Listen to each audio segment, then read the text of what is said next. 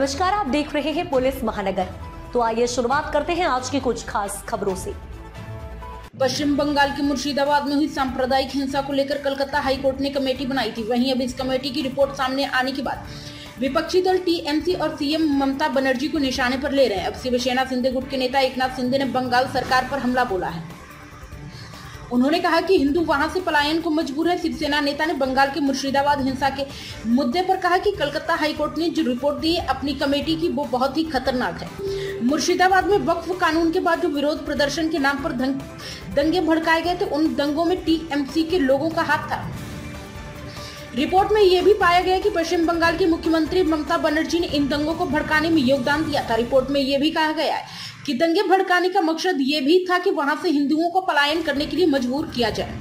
उन्होंने कहा कि सरकार में बैठे लोग जब हिंदू मुस्लिम दंगे भड़काएंगे तो ये देश बहुत चिंताजनक है। पश्चिम बंगाल के हिंदुओं को अब तय करना पड़ेगा कि ममता बनर्जी जो मुस्लिम वोट से सत्ता में आती है, वे मुस्लिम वोटों के लिए किस हद तक जा सकती है। उन्होंने आगे कहा कि इन तमाम सांसदों के माध्यम से तमाम देशों में जाकर ये कोशिश होगी कि पाकिस्तान को पूरी तरह से बेनकाब किया जाए, जो पिछले 30 से 35 सालों से लगातार भारत में आतंकवादी गतिविधि चला रहा है और आतंकवाद को संरक्षण दे रहा है। ऐसे आतंकवाद का शिकार भारत और भारत के बेगुनाह नागरिक हैं। ऐसे आतंकवादी देश को दुनिया से अलग थलग करने का ये एक अभियान है और इस अभियान में हमारे डेलीगेशन को कामयाबी मिलेगी। अब तक की खबरों में बस इतना ही। ऐसे ही खबरों के लिए बने रहें हमारे साथ। तब तक के लिए नमस्कार।